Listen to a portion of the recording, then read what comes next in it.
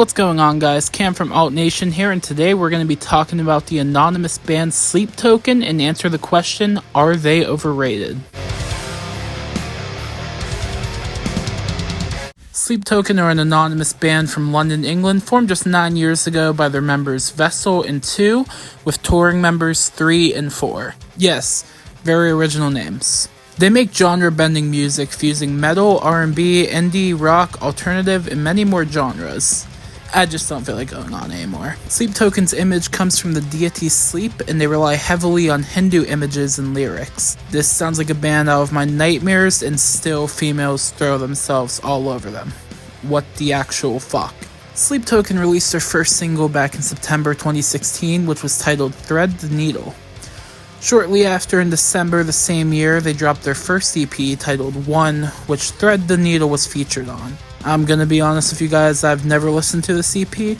If it's anything like Sleep Token's other work, I don't think I'd be very interested in it. In February of 2017, they released a cover of Hey Ya by Outkast for whatever reason. Sorry, Andre, that you had to witness this.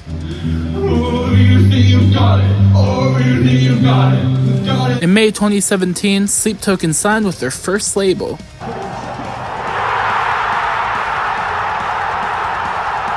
Don't get too excited, just an indie label, Basic Records. They signed Enter Shikari originally, so they must be a solid label. They released their second EP, 2, in July of 2017, and now I'm beginning to question why this band is the biggest band currently. 1 and 2, how creative. They dropped 2 singles, Nazareth and Calcutta, with Metal Hammer doing a review of Calcutta, citing its unique mix of technical metal and indie. And here starts the Sleep Token glaze. Their EP 2 would even receive positive feedback from Distorted Sound for its genre-blending music, blending light indie music with Meshuggah-esque heaviness, which is a take I have to agree with. Like them or hate them, they are gifted in blending genres, doing better than any band has in the past 20 years. They performed at O2 Academy, Islington. I really don't know how to say that. They were supporting the band Motorpsycho, and no, this is an actual venue, not a school. They did perform at a school though, called Student Central, with the synthwave artist Perturbator. I'm sorry if I'm saying the names wrong of some of these artists, I have never heard of them a day in my life. In 2018, they supported the band Loath and played some small festivals like Camden Rocks. They even did a performance for BBC Radio, which is pretty cool considering they haven't even dropped a full-length album yet. In June 2018, Sleep Token would release another single titled Jaws. Then in October, they released The Way That You Were and played their first headlining show, which, keep in mind, is only their 11th show, and it sold out completely within seconds. Would you guys believe me if I told you it was held at a church? Crazy. In June 2019, Sleep Token signed with a real renowned label, sort of, at least. They signed with Spine Farm Records, in which its parent company is Universal, so technically speaking, this is a pretty big deal for the band. Sleep Token's first full-length album, Sundowning, was announced, and they released their first single off of it, titled The Night Does Not Belong to God, which they wrote after the pastor kicked them off stage at the church they performed in. I'm just kidding, but that would be pretty cool. Sleep Token would continue releasing singles bi-weekly until the album's release. Sundowning received mainly positive reviews from critics with its uniqueness, but in turn the album was stated to drag due to its long runtime. I'm gonna chime in here and say the critics are right. The album is a very unique experience, but the length could have been taken down a bit, especially with my view on Sleep Token's music. Sleep Token played 2 sold-out shows in London and Manchester and would do their first North American tour of Issues, Polyphia, and Lil Aaron, whoever the hell that is. Unfortunately, their UK shows would be cancelled in 2020 due to COVID, which I'm gonna be honest, must have been very upsetting for Sleep Token as Download Festival and Knotfest were included. Sleep Token would release an expanded version of Sundowning, which included covers of Whitney Houston and Billie Eilish songs. You can't make this shit up. They got their chance to shine in the summertime at Download Festival, and they announced their second album, This Place Will Become Your Tomb, and released a new single, Alkaline. They went on to release 2 more singles, The Love You Want and Fall For Me. Then in September of 2021, their new album was released and debuted at 39 on the UK albums chart. Sleep Token played an 8-date tour with A.A. Williams and were the cover artists for Metal Hammer magazine in January 2022, which I'm just shaking my head right now, they're barely metal. In April, Vessel played the satanic ritual titled A Ritual from the Room Below. Not really satanic, but it sounds like it. The Room Below. What's that supposed to mean? Sleep Token supported Architects with Malevolence in May. They played Download Festival a second time, toured Australia with Northlane, and supported In This Moment with Nothing More. Busy band. Going into 2023, Sleep Token announced another tour of Northlane, this time in the UK as well as Australia. Sleep Token then finally released another single titled Chokehold, which is honestly great, but not as great as the next single after this, which is The Summoning. Not to sound like a basic bitch, The Summoning is their best song, and the whole track is honestly a masterpiece.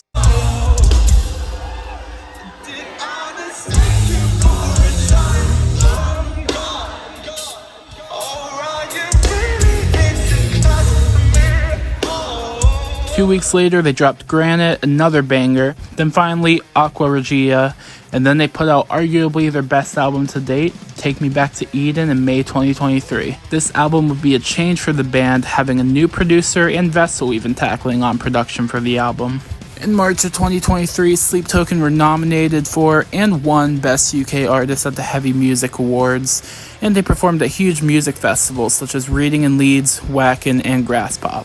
Sleep Token would go viral when concert footage of an audience member farting circulated, which is probably the single worst way to go viral as a band, but whatever.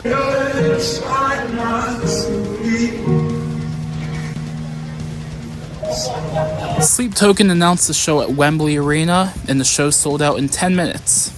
Honestly, that's huge. 10 minutes to fill out one of the biggest arenas in the world, that's fucking insane. Readers of Metal Hammer voted Take Me Back to Eden as the best album of the year, along with Revolver and Rock Sound.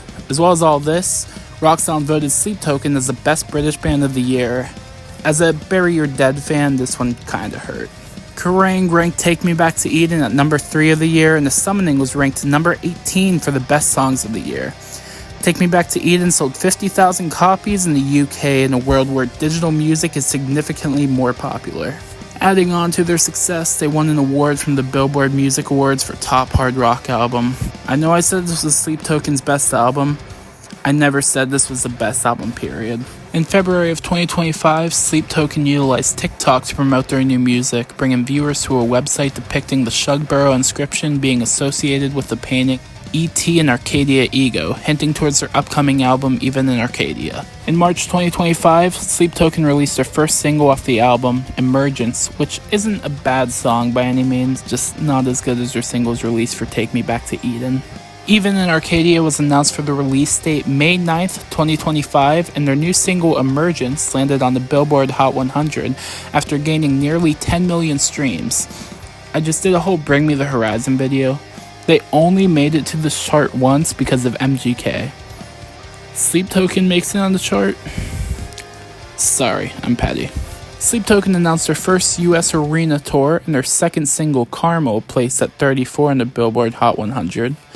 Fuck my life. Sleep Token released their final single, Domicles, before releasing Even in Arcadia, which if you guys listen to SiriusXM Octane, you would know they play these singles way too much. We're gonna find out if they're overrated or properly rated. So they gained their fan base by creating unique genre blending music, and they've never talked during shows nor did any interviews.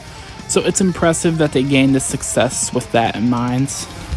But I know so many people that will drive 10 hours just to see Sleep Token. Are there shows that entertaining to justify 10 hours of driving for one band? They played Louder Than Life this year, and all the people with one-day passes being assholes to people crowd surfing and moshing because of their excitement to see the show with no interruptions. And don't forget about the people that just ride the rail all day just to see them with no food or water or using the bathroom. With this in mind, I have to say Sleep Token is very overrated. If Ozzy Osbourne came back from the dead and did one more show, I don't even think he'd get this kind of praise, but Sleep Token does. So yes, my answer is Sleep Token is overrated. But I won't take credit away from them for being unique and being able to blend genres. They are very talented, and if you're a fan of them, then that's all that matters. I hope you all enjoyed this video. Please leave a like and subscribe for more content. Catch you in the next one.